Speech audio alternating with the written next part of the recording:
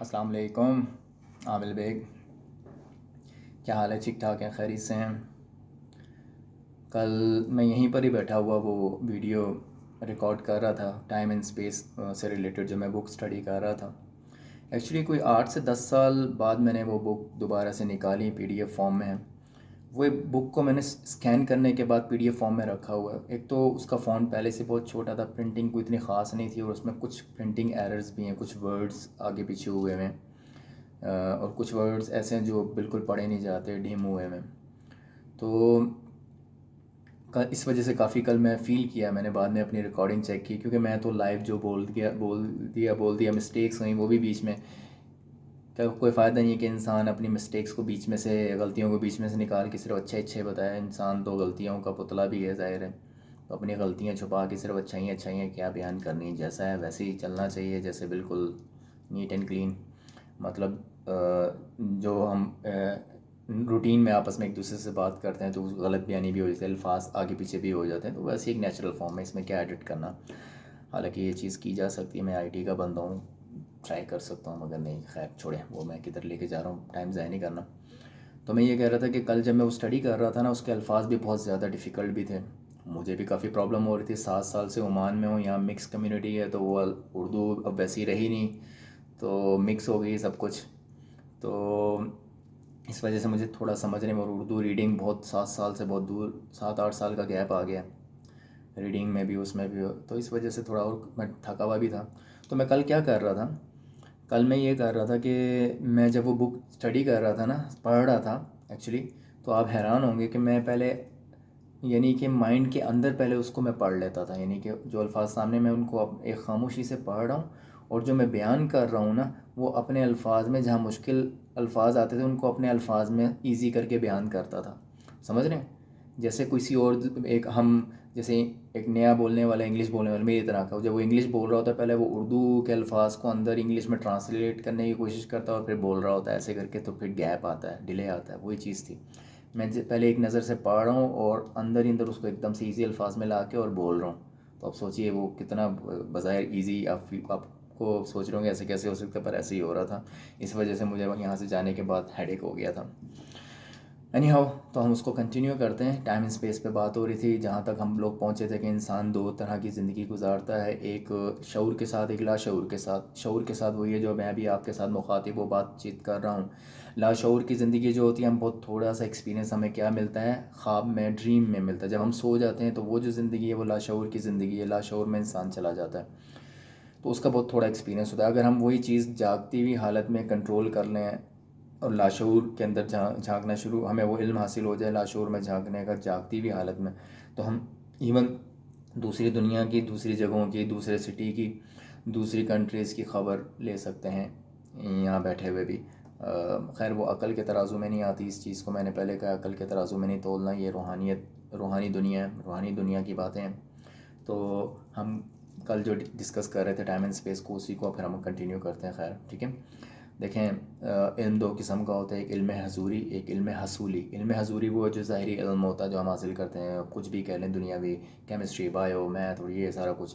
جو علم حصولی ہے وہ روح کا علم ہوتا ہے، اس کو اس ظاہری دماغ کے ساتھ ہم حاصل نہیں کر سکتے، جہاں پہ ہم عقل کے ترازو میں اسے تولیں گے بھٹک جائیں گے، گمراہ ہو جائیں گے، ہمیں کچھ سمجھ ہی نہیں آئے گی۔ اور ہمیشہ ایک بات یاد رکھیے، جب بھی کوئی علم سیکھنا چاہیے، جس علم کے سیکھنے کی ہم کچھ پلان کرتے ہیں اور ارادہ کرتے ہیں، تو ہمیں جو کچھ پہلے سے معلوم ہوتا ہے اس کی نفی کرنی چاہیے ہمیں۔ جب تک ہم جو کچھ ہمیں پہلے سے معلوم ہے اس کی نفی نہیں کریں گے، نیا علم ہم نہیں سیکھ سکیں گے، کیونکہ ہمیں وہاں اپنا دماغ نہیں لڑانا، ہمیں اپنے جو ہم نے سیکھا ہوا اس کے ترازو میں اس کو نہیں تولنا، ٹھیک ہے؟ جو علم نیا ہے، جو ہمیں سکھانے والے ہمارے ٹیچر، اس پہ فوکس کرنا ہے اور ہم نے سیکھنا ہوتا ہے۔ باقی اللہ پاک ہمیں گمراہی سے بچائیں، اور ایسے علم سے بچائیں جو گمراہی کی طرف لے جائے۔ شیطان کا مثال ہمارے سامنے ہے کہ اس کے پاس کیا کم علم تھا، اللہ پاک نے اس کو کم علم سے نوازا کیا، پھر دیکھیں وہ منکر ہو گیا اور شیطان بن گیا۔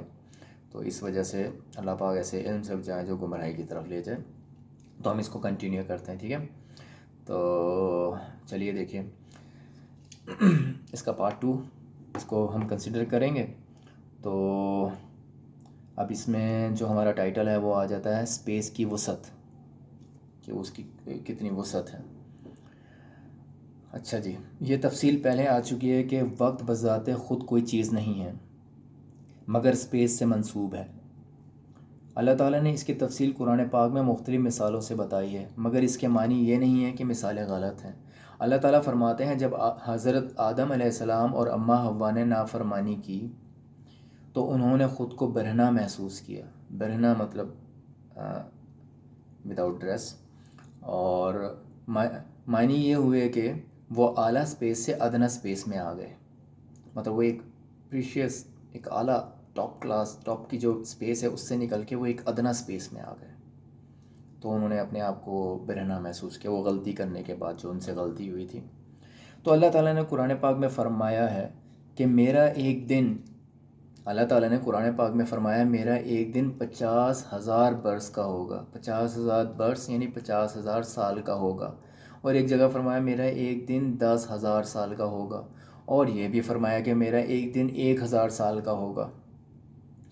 اس میں وقت نہیں، مگر اس کے برعکس اسپیس کی تفصیل ہے، اور یہ 50,000 سال، 10,000 سال اور 1,000 سال اسپیس سے منسوب ہیں، یعنی کہ ان کا اسپیس کے ساتھ رشتہ ہے، کنیکشن ہے۔ اللہ تعالیٰ نے یوم کے لفظ سے ان تمام اسپیسوں کی تفصیل کر دی ہے جو خوف اور امید سے بنتی ہے، اس لیے کہ یہاں یوم لفظ کا استعمال ہوا ہے، مگر پورے سورۃ القدر میں جہاں لیلۃ القدر کا ذکر ہے وہاں اس کی مدت 1,000 مہینہ کے برابر بتائی گئی ہے۔ یہ مثال تو ہے مگر غلط نہیں ہے۔ اس کے پردے میں بہت سارے بھید سمائے ہوئے ہیں۔ ایک جگہ اللہ تعالیٰ فرماتے ہیں اس میں لکھا اللہ تعالیٰ فرماتا ہے، ایکچولی مجھے یہ کہنا پسند نہیں ہے، نارملی اس وجہ سے لکھا گیا ہے فرماتا ہے، یعنی کہ اللہ تعالیٰ واحد ہیں تو وہ جمع کا صیغہ نہ ہے فرمانا، مگر ہم اپنے بڑوں کی جب عزت میں ان سے بات کرتے ہیں تو ہم کہتے ہیں فرماتے ہیں، فرمائیے، اس طرح کر کے، تو میں سمجھتا ہوں کہ ہمیں اس میں شک و شبہات تو کوئی ہے نہیں، اللہ تعالیٰ وحدہ لا شریک ہیں، تو ہمیں یہاں پہ فرمانا ہی یا فرماتے ہیں یہی لفظ یوز کرنا چاہیے، یکتا کی نیت سامنے رکھتے ہوئے۔ یہ خیر میرا اپنا ہے بس ہو، تو یہاں لکھا ہوا اس جگہ اللہ تعالیٰ فرماتا ہے، تو میں یہ کہنا نہیں چاہوں گا، میں پسند کروں گا کہ ایک جگہ اللہ تعالیٰ فرماتے ہیں کہ قرآن پاک کو شب قدر میں نازل کیا، جبکہ قرآن پاک کو نازل ہونے میں 23 برس لگے ہیں، ٹھیک ہے۔ اس میں اسپیس کا ذکر ہے، وہ اسپیس جس میں قرآن پاک نازل ہوا 23 سال کی مدت منسوب ہے۔ اچھا سنیے دوبارہ، وہ اسپیس جس میں قرآن پاک نازل ہوا 23 سال کے برابر ہے، یعنی ایک رات کے مقابلے میں 23 سال کی مدت منسوب ہے۔ اللہ تعالیٰ نے حضرت موسیٰ علیہ السلام کو 30 راتوں کے لیے بلایا تھا، اور 40 راتوں تک کوہ طور پہاڑ پر رکھا۔ یہاں پر صرف راتوں کی اسپیس کا ذکر ہے، دن کی اسپیس اس میں شامل نہیں ہے۔ حد تو یہ ہے کہ حضور علیہ السلام سے جب سوال کیا گیا کہ قیامت کا وقت کتنا ہے تو اللہ تعالیٰ نے فرمایا کہ اے رسول صلی اللہ علیہ وسلم، ان سے کہہ دو کہ پلک جھپکنے کے برابر یا اس سے بھی کم۔ اب آپ سوچیے، اگر قیامت کا وقت اتنا ہے کہ پلک جھپکنے کے برابر یا اس سے بھی کم، تو ہم تو یہاں پہ کوئی 50 سال جیتا ہے، کوئی 60 سال، کوئی 100 سال کسی کی عمر، اور کتنے 100 سال گزر چکے ہیں ابھی اور مزید آگے گزر رہے ہیں، تو یہ پلک جھپکنا تو نا کیسے ہوا؟ تو وہی جو ہم ذکر کر رہے ہیں اسپیس کا، ہر جگہ کی اسپیس ڈیفرنٹ ہے، اس کے ٹائم کی رفتار ڈیفرنٹ ہے، تو اسپیس کی وسعت جتنی زیادہ ہوگی ٹائم اتنا ہی تھوڑا ہو جائے گا۔ تو یہ وہ چیز ہے، اسی سے ریلیٹڈ ہے۔ تو اسی وجہ سے جب ہم مر جائیں گے، مرنے کے بعد دوبارہ اٹھائے جائیں گے اور آنکھ کھلے گی، اور پھر جب ہم بھاگیں گے، وہ جو بھی جہاں پہ بھی وہ سب اکٹھے ہوں گے روز محشر، تو جب سب ایک دوسرے سے پوچھیں گے یا کچھ ہوگا تو ہمیں ایسی گمان ہوگا، کوئی کہے گا میں شاید 1 سال زندہ رہوں، یا 1 مہینہ، یا ایک ہفتہ، 1 دن، یا 1 گھنٹہ، یا 1 منٹ، تو یہ وہیں سے ریلیٹ ہو رہی ہے چیز کہ ان سے کہہ دو کہ پلک جھپکنے کے برابر یا اس سے بھی کم۔ اب یہ وقت بھی اسپیس سے منسوب ہے، یعنی کہ اسپیس کی وسعت کے اعتبار سے وقت کی نفی ہے، وقت کا انکار ہے۔ ٹائم کی ہستی اسپیس کی وجہ سے اسپیس کی وسعت جتنی زیادہ ہوگی وقت اتنا ہی کم ہوگا. بات آ گئی نا یہاں پہ. اسپیس کی وسعت جتنی زیادہ ہوگی وقت اتنا ہی کم ہوگا. ٹائم کی بذات خود کوئی ہستی نہیں ہے. یہ تو ہم نے بنایا ہوا ہے نا ٹائم، جو بنا کے رکھا ہوا ہے جی 12 گھنٹوں کا جو ٹائم ایک چل رہا ہے تو اس حساب سے. تو اصل میں بذات خود اس کی کوئی ہستی نہیں ہے. اب سوچنے کی بات یہ ہے کہ ناظر اور منظور، شاہد اور مشہود، یہ انسانی نام نہیں ہے، کسی انسانوں کو مخاطب نہیں کہہ رہے. ناظر اور منظور، شاہد اور مشہود کا اسپیس کے ساتھ کیا رشتہ ہے؟ شاہد سے مراد ہماری آنکھیں جن سے ہم دیکھتے ہیں، اگرچہ ایک ہی اسپیس کے دو حصے ہیں. اب حواس بھی اسی طرح ہوتے ہیں. حواس کی اسپیس الگ الگ ہوتی ہے. دیکھنے کی اسپیس میں ہم قریب کی چیزوں کو صاف دیکھتے ہیں اور دور کی چیزیں چھوٹی اور ہلکی نظر آتی ہیں یا بالکل نظر نہیں آتی. ایسا کیوں ہے؟ یہ بات سوچنے کے قابل ہے کہ اسپیس کی وسعت بہت ہی زیادہ ہے مگر وقت کی وسعت جو اسپیس سے منسوب ہے بہت کم ہے. اگر ہمارے ہاتھ میں اخبار ہے تو ہم آنکھوں کی اسپیس کا استعمال کر سکتے ہیں، ہم ایسے ریڈ کر رہے ہیں، اور تیسری اسپیس بولنے کی شامل کر کے آواز کے ساتھ پڑھ سکتے ہیں. اگر ہم آواز سے نہیں پڑھیں گے تو صرف پڑھنے کی اسپیس کا استعمال ہوگا. اگر چھونے کی اسپیس کچھ فاصلے پر ہو تو آنکھوں کی اسپیس کو کیڑے مکوڑے نظر آئیں گے اور صحیح پڑھا نہیں جائے گا، یعنی کہ حرفوں کی شکلیں غائب ہو جائیں گی. ظاہر ہے جب تھوڑا دور ہو جائے گا ڈسٹینس تو الفاظ بالکل مدھم ہو جائیں گے، بالکل نظر آنا بند ہو جائیں گے جیسے کیڑے مکوڑے. اور ایک اور خاص دوری پہ جائیں گے تو بالکل ہی نظر آنا بند ہو جائیں گے، ایسا لگے گا صاف پیپر ہے. اس طرح کا ایکسپیرینس کیا ہوگا آپ نے بھی، ہوتا ہے. تو الفاظ بالکل غائب ہو جائیں گے اگر ایک دوری پر ہو. اور اخبار کا صفحہ بالکل کوڑا نظر آئے گا. اس سے یہ ثابت ہوتا ہے کہ اسپیس الگ الگ ہے. ٹھیک ہے. دوسری مثال یہ ہے کہ گلاب کا پھول نظر نہیں آتا مگر اس کی خوشبو آ رہی ہے. اس کا معنی یہ ہوا کہ دماغ کا وہ گیٹ اوپن ہو گیا ہے جس کا رشتہ سونگھنے کی اسپیس کے ساتھ ہے. اسمیل.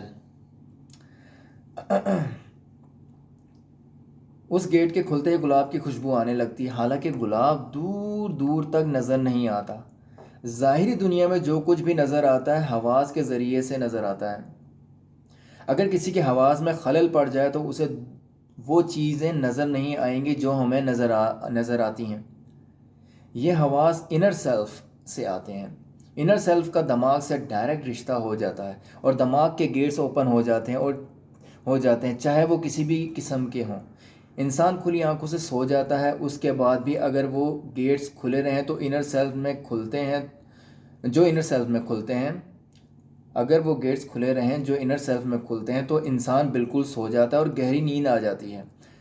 اسے زندہ رکھنے کے لیے قدرت نے یہ انتظام کیا ہے کہ انسان کا انر سیلف گیٹ کے پردوں کو کھول دیتا ہے. گیٹ کے پردوں کو کھول دیتا ہے. گیٹ جو 2 کھرب کے قریب گیٹس ہیں 12 کھرب ہو جاتے ہیں، یعنی ایک گیٹ کے 6 گیٹ بن جاتے ہیں. تو اس طرح 2 کھرب سے 12 کھرب ہو گئے. وہ گیٹس جو وہم کی جڑ ہیں اور جن سے خیال، احساس، حرکت اور نتیجہ آتا ہے، ان گیٹس میں ایک تو سامنے کا رخ ہے اور ایک پردے کا رخ ہے. جو کھل جاتا ہے نیند گہری ہو جاتی ہے اور خواب نظر آنے لگتے ہیں. اس کے معنی یہ ہوا کہ سیلف میں اتنی قدرت ہے کہ گیٹس کو سامنے سے اور پیچھے سے کھول سکتا ہے. ہر حس دوہری ہے. جب یہ حواس اکٹھے ہو جاتے ہیں تو ان حواس میں ایک اور حس بھی ہوتی ہے جو پردے کے پیچھے کام کرتی ہے. وہ چھٹی حس کہلاتی ہے. اکثر لوگوں سے سنا ہوگا نا، چھٹی حس، میری چھٹی حس نے مجھے بتایا ایسے وہ چھٹی حس کہلاتی ہے. یہ ایسی حالت میں حرکت کرتی ہے جب کوئی فرد خود کو خوف اور خطرے میں محسوس کرتا ہے اور قدرت اسے زندگی بچانے کے لیے تنبیہ کرتی ہے. یہ اس وقت ہوتا ہے جب سیلف گیٹس کے دوسرے رخ سے کام لیتا ہے. سیلف جو انر سیلف ہے وہ گیٹس کے دوسرے رخ سے کام لیتا ہے اور سامنے کا رخ چھوڑ دیتا ہے. جب شیطان نے حضرت آدم علیہ السلام کو بہکایا تو یہی صورت واقع ہوئی تھی. جیسے آدم علیہ السلام بہکے ان کی اسپیس بدلی اور حواس میں تبدیلی آ گئی. پھر آدم علیہ السلام اور اماں حوا کو محسوس ہوا کہ وہ برہنہ ہیں. حقیقت میں ان کا انر سیلف اس خیال کو سامنے لے آیا جو پردے پر ہوتا ہے. یہ نافرمانی کی وجہ سے ہوا، یعنی کہ نافرمانی کی بھی ایک سپیس ہے جو کبھی چھوٹی اور کبھی بڑی ہوتی ہے، مگر یہاں دماغ کے گیٹس میں ایک خیال پیدا ہوتا ہے. یہاں ہم نے اس خیال کو سپیس کہا ہے، حالانکہ سپیس کا رشتہ احساس سے ڈائریکٹ ہے. جیسا کہ ٹائم سپیس سے منسوب ہے، اسی طرح حواس بھی سپیس سے منسوب ہیں. اس لیے آدم علیہ السلام اور اماں حوا کو احساس ہوا کہ ہم برہنہ ہیں، اس لیے کہ ان کے حواس بدل چکے تھے. اور پھر اللہ تعالیٰ نے حکم دیا کہ آپ سب اتر جائیں، یعنی کہ زمین پہ. اس کے معنی یہ ہوئے کہ جب سپیس میں آپ آ گئے، اس کا مطلب یہ ہو کہ جس سپیس میں آپ آ گئے نافرمانی کے بعد، وہ جنت کے لائق نہیں ہے. وہ جنت کے لائق نہیں ہے. یہ عالم ناسوت مادی دنیا کی سپیس ہے. یہ جو دنیا ہے، اس کو، یہ جو سپیس ہے دنیا جہاں ہم ہیں، مادی دنیا، اس کو عالم ناسوت بھی بولتے ہیں. تو یہ عالم ناسوت مادی دنیا کی سپیس ہے، اس لیے آپ سب جائیں وہاں پر، جنت سے نکل کر یہاں اس دنیا میں. حضرت آدم علیہ السلام زمین پر آئے، اس کے دوسرے معنی یہ ہوئے کہ انہیں احساس ہوا کہ ہم برہنہ ہیں، زمین کی سپیس میں ہیں. انہیں عالم ناسوت میں، یعنی کہ زمین کی سپیس میں بھیجا گیا تھا. یہ حقیقت ہے کہ حضرت آدم علیہ السلام کو اس سپیس میں آنے پر بہت رنج ہوا، غم ہوا. انہوں نے توبہ کی، روئے. یہ سمجھنے کی بات ہے کہ اعلیٰ اور ادنیٰ سپیس میں کتنا فرق ہے. وہ سکون جو انہیں جنت کی سپیس میں تھا وہ یہاں چھن گیا، اور بار بار اس سکون کے بدلے تکلیف کا احساس ہوا. اس لیے جوانی بیتی، بڑھاپا آیا، اور اس کے بعد موت آئی. یہ سب تبدیلیاں عالم ناسوت کی تھیں. کچھ لوگ کہتے ہیں حضرت آدم علیہ السلام کو نبی کی حیثیت میں ان تمام تبدیلیوں کا احساس نہیں تھا، تو ہم اس بات کو قبول نہیں کرتے. انہیں ایک رنج تو نافرمانی کی سپیس کی وجہ سے ہوا، اور دوسرا عالم ناسوت کی ادنیٰ سپیس کی غلطی میں پھنس کر اعلیٰ سپیس سے رشتہ ٹوٹنے کی وجہ سے ہوا. ان کو اس سپیس میں داخل ہونا پڑا جو موت کے بعد کا ہوتا ہے. یہ مثال سپیس کی حس حواس کے ساتھ منسوب ہونے کی ہے. ایک پروانہ، جو پروانہ شمع کے گرد گھومتا ہے نا، جو آگ کے گرد، وہ پروانہ، ایک پروانہ 6 گھنٹے میں اپنی زندگی کے تمام مراحل طے کر لیتا ہے، یعنی کہ اس کی زندگی 6 گھنٹے ہوتی ہے. جو وہیل مچھلی 1000 سال میں طے کرتی ہے. اس کا مطلب وہیل مچھلی کی زندگی کتنی ہوتی ہے؟ 1000 سال. تو پروانے کی 6 دن. تو ایک پروانہ 6 گھنٹے میں اپنی زندگی کے تمام مراحل طے کر لیتا ہے، جو وہیل مچھلی 1000 سال میں طے کرتی ہے. یہ مثال حواس کی سپیس کے ساتھ منسوب ہونے کی ہے. یہ ہماری غلطی ہے کہ ہم ٹائم اور سپیس سے سپیس کا ناپ لیتے ہیں. ہمارے سامنے بلی کی مثال موجود ہے. بلی دن اور رات میں یکساں دیکھتی ہے، ایک جیسا دیکھ سکتی ہے، دن میں بھی اور رات میں بھی ایک جیسا دیکھ سکتی ہے. اس کے لیے اجالا اور اندھیرا دونوں برابر ہیں. یہ اس لیے کہ اس کی آنکھوں کی سپیس الگ ہے. ایک سانپ جس کی سپیس معمولی ہوتی ہے، ایک بڑے چوہے کو نگل جاتا ہے اور ہضم کر جاتا ہے. یہ بھی سپیس کی وجہ سے ہوتا ہے. اگر چوہا اسے اتنا بڑا نظر آئے جتنا ہمیں نظر آ رہا ہوتا ہے، بہت بڑے بڑے سائز کی بھی ہوتے ہیں، تو وہ اسے نگلنے کی ہرگز ہمت نہ کرے. مگر ایسا نہیں ہوتا. وہ بغیر کسی جھجک کے چوہے کو پکڑتا ہے اور نگل جاتا ہے، اندر لے جاتا ہے. اس کے صاف معنی یہ ہوئے کہ چوہا سانپ کو اتنا بڑا نظر نہیں آتا جتنا بڑا ہمیں نظر آتا ہے. یہ بھی حواس کے سپیس کے ساتھ منسوب ہونے کی مثال ہے. صرف آنکھوں کی نہیں، مگر سوچنے کی سپیس بھی منسوب ہے، اور ہضم کرنے کی سپیس بھی منسوب ہے. ہمیں کچھ انسان چھوٹے قد کے نظر آتے ہیں. ہمارے پاس کوئی ثبوت نہیں ہوتا کہ یہ چھوٹے قد کا انسان ہے یا یہ بڑے قد کا انسان ہے. اکثر ایسا دیکھنے میں آیا ہے کہ چھوٹے قد کا انسان بڑے قد کے انسان سے کہیں زیادہ طاقتور ہوتا ہے. پہلوانوں میں کشتیاں ہوتی ہیں تو یہ بات سامنے آ جاتی ہے. یعنی کہ وہ چھوٹے قد کا جو پہلوان ہوتا ہے، بڑے دیو ہیکل قد کے پہلوان کو ایسے ڈھا دیتا ہے اور جیت جاتا ہے. ایسا بھی ہوتا ہے نا. شیر اور ہاتھی کی طاقت کا اندازہ تو ہمیں نہیں ہے، مگر ظاہری طور پر ہم اتنا ضرور کہہ سکتے ہیں کہ ہاتھی شیر سے ڈرتا ہے. بظاہر ہاتھی بہت سٹرونگ نظر آتا ہے، پر وہ شیر سے ڈرتا ہے. ہمارا یہ احساس بھی اسپیس سے منسوب ہے، حالانکہ ہماری نظروں کو ہاتھی بہت بڑا اور بھاری نظر آتا ہے اور شیر اس کے مقابلے میں کوئی حیثیت نہیں رکھتا۔ یہ آنکھوں کی اسپیس ہے جو تمام چیزیں بتاتی ہے کہ ہاتھی اتنا بڑا ہے اور شیر اتنا چھوٹا ہے، اور یہ بھی بتاتی ہے کہ شیر ہاتھی کے مقابلے میں زیادہ ہمت اور طاقت رکھتا ہے، اور اکثر ہاتھی اس کا مقابلہ نہیں کرتا مگر ڈر کر بھاگ جاتا ہے۔ اس کے مثال یہ ہے کہ یہ تیسری سپیس یعنی کہ سمجھنے کی سپیس ہے، جو ہمیں بتاتی ہے کہ شیر ہاتھی سے زیادہ طاقتور ہوتا ہے۔ اب وہ خوف جو ہاتھی کے دل میں شیر کو دیکھ کر پیدا ہوتا ہے، ہماری سوچنے کی سپیس ہی ہمیں بتاتی ہے۔ اب اگر شیر ہاتھی پر حملہ کر دے تو ہاتھی کی چیخ ہمارے کانوں میں آتی ہے اور یہ آواز ہمارے ذہن میں پہنچتی ہے، یہاں تک کہ سمجھنے کی سپیس ہمیں بتاتی ہے کہ ہاتھی ڈر گیا۔ اعلیٰ سپیس میں جنت کی سپیس، علیین کی سپیس اور برزخ کی سپیس شامل ہے۔ اعلیٰ سپیس میں جنت کی سپیس، علیین کی سپیس اور برزخ کی سپیس شامل ہے۔ ادنا سپیس میں محشر کی سپیس، سجین کی سپیس اور ناسوت کی سپیس شامل ہیں۔ یہ بات پھر سوچنے کے قابل ہے کہ حضرت آدم علیہ السلام اعلیٰ سپیس سے علیین کی سپیس کو چھوڑ کر ناسوت کی سپیس میں آئے۔ ان کی تمام نسل بھی اسی طرح عالم ناسوت میں آتی ہے، یعنی ہم لوگ اسی دنیا میں آ رہے ہیں نا۔ سجین کی سپیس یا علیین کی سپیس اس کے بعد آتی ہے۔ جنت کی سپیس ناسوت کی سپیس سے بالکل مختلف ہے۔ جنت کی سپیس میں آرام، خوشی اور تندرستی ہے۔ ناسوت کی سپیس میں تکلیف، رنج اور بیماری ہے اور مختلف قسم کی پریشانی ہے جو انسان کے اوپر ہیں۔ یہ بہت تھوڑی مدت ہے۔ انسان کی عمر کم ہوتی ہے، اس لیے اس سپیس میں جتنی تکالیف اور پریشانیاں ہوتی ہیں ان کی کوئی حقیقت نہیں ہے، مگر جس کے اوپر وہ بیتتی ہیں اسے ایسا لگتا ہے کہ مصیبت کا پہاڑ ٹوٹ گیا۔ آہستہ آہستہ انسان اس سپیس سے گزر جاتا ہے۔ اب اسے اس سپیس میں جانا پڑتا ہے جو اس نے اپنے لیے تجویز کی ہوتی ہے۔ تجویز کرنے سے مراد خیال میں تجویز کرنا نہیں ہے بلکہ عمل میں تجویز کرنا ہے۔ اس کا ضمیر اسے بتاتا ہے کہ انسانی افعال یہ ہیں اور غیر انسانی افعال یہ ہیں۔ قرآن پاک میں اللہ تعالیٰ نے سورہ قمر میں 4 جگہ فرمایا ہے، میں نے قرآن کو سمجھنا آسان کر دیا ہے کوئی سمجھنے والا؟ میں نے قرآن کو سمجھنا آسان کر دیا ہے کوئی سمجھنے والا؟ یہ غیر معمولی لیکن آسان سوال ہے۔ اس میں کسی جگہ یہ شرط نہیں ہے کہ مخاطب عربی جانتا ہو یا اس نے عربی پڑھی ہو، مگر اس کے معنی بہت ہی سادہ ہیں کہ چاہے وہ کسی بھی ملک کا رہنے والا ہو، چاہے اس کی مادری زبان کوئی بھی ہو، چاہے اس نے عربی کا ایک لفظ بھی نہ سنا ہو، اللہ تعالیٰ نے قرآن کے معنی ضمیر کے ذریعے اس کے لیے صاف کر دیے ہیں۔ اس کے معنی یہ ہوئے کہ اللہ تعالیٰ اس کے ذہن میں وہ باتیں ڈال دیتا ہے، اللہ تعالیٰ اس کے ذہن میں وہ باتیں ڈال دیتے ہیں جو انسانیت کے مطابق ہیں، اور یہ اس کا باطن ہے۔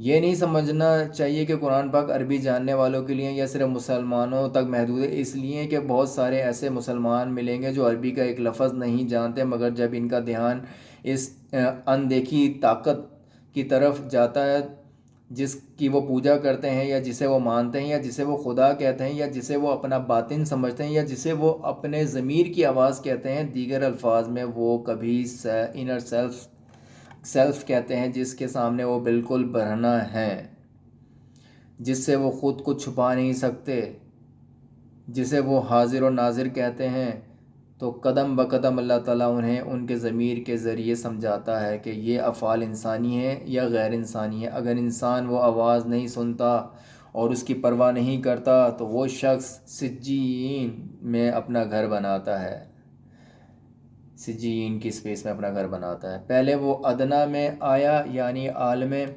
ناسود میں آیا، پھر زیادہ ادنا میں گیا یعنی کہ سجین میں چلا گیا۔ عالم ناسود کے بعد جو اس سے بھی ادنا سپیس ہے وہ سجین کی سپیس ہے۔ ظاہر ہے کہ سجین سے سب راستے سجین میں ہی کھلتے ہیں، سجین میں ہی کھلتے ہیں، علیین میں کھل نہیں سکتے۔ یہ بات ادنا سپیس کی تھی۔ ادنا سپیس کے بارے میں آپ کو تجربہ ہے، اس لیے کہ آپ عالم ناسود میں رہتے ہیں، اس عالم میں جہاں جو پریشانیاں ہیں، جو تکالیف ہیں وہ ظاہر ہیں۔ ہم اس اسپیس سے خوش تو بہت ہوتے ہیں، مگر ہماری خوشی ناخوشی میں تبدیل ہو جاتی ہے۔ آج کے لیے اتنا ہی بہت ہے، پھر انشاءاللہ ٹھیک ہے اس کو سمجھنے کی کوشش کریں گے۔ میں تو بس روانی سے پڑھ رہا تھا ایکچولی، اور بیچ میں الفاظوں میں نے آپ کو بتایا کہ پرنٹنگ کا تھوڑا پرابلم ہے، پر مجھے تھوڑی مشکل ہوتی ہے، اس کو بس ڈبل برین کے ساتھ پڑھنا پڑتا ہے، تو اس وجہ سے تو غلطی معاف فرمائیے گا۔ پھر انشاءاللہ ملاقات ہوگی، اپنا خیال رکھیے گا، اللہ حافظ۔